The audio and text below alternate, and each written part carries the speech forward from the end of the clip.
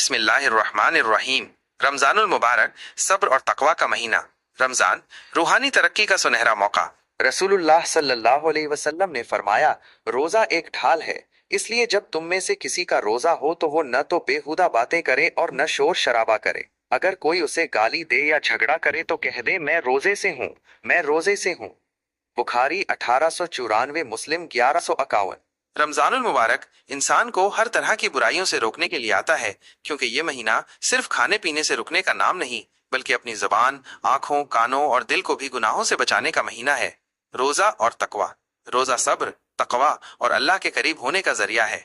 ये हमें सिखाता है कि हम अपनी ख्वाहिशों पर काबू पाएं और अल्लाह के अहकाम की पैरवी करें। ये हमारी रूह को पाकीज़ा करता है और हमें गुनाहों से बचने का सबक देता है। अल्लाह ताला कुरान करीम में फरमाते हैं, ए ईमान वालो, तुम पर रोजे फर्ज किए गए जैसे तुमसे पहले लोगों पर फर्ज किए गए थे, ताकि तुम परहेजगार बन जाओ। अल बकरा 183। ये आयत हमें बताती है कि रोजे का असल मकसद तकवा यानी परहेजगारी पैदा करना है। अगर हमारा रोजा हमें गुनाहों से नहीं रोकता तो हमें अपने अमाल पर गौर करने की जरूरत है। कुरान और रमजान।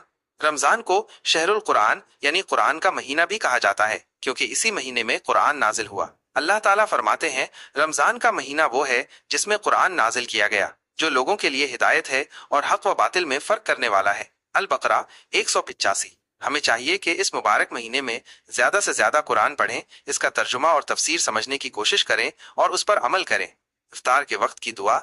रसूलुल्लाह सल्लल्लाहु अलैहि वसल्लम ने फरमाया, रोजेदार के लिए इफ्तार के वक्त दुआ नामंजूर नहीं की जाती। तिरमिजी 2525। इफ्तार की मसनून दुन, अल्लाहुम्मा इन्नी लका सुमतु व बिका औमनतु व अलैका तवक्कलतु व अलै रिज़क़िका अफ़तरती। अनुवाद, ऐ अल्लाह, मैंने तेरे लिए रोजा रखा, तुझ पर ईमान लाया, तुझ पर भरोसा किया और तेरे दिए गए रिज़्क़ से इफ्तार किया। इफ्तार के वक्त अपने लिए, अपने घर वालों के लिए, उम्मत मुस्लिमा के लिए और पूरी इंसानियत के लिए दुआ जरूर करें। हमारा अज़्म, रोजे को सब्र और इस्तिकामत के साथ मुकम्मल करें। ज्यादा से ज्यादा कुरान की तिलावत करें। इफ्तार और सहरी में दुआ का एहतमाम करें। गरीबों, मिस्कीनों और जरूरतमंदों का ख्याल रखें। नमाज तरावीह और क़ियामुल लैल का एहतमाम करें। इस पोस्ट को ज्यादा से ज्यादा शेयर करें ताकि सबको रमजान की बरकतों और नेकियों की तरगीब हासिल हो। अल्लाह ताला हमें रमजान की हकीकी बरकतों से फायदा उठाने की तौफीक अता फरमाए। आमीन।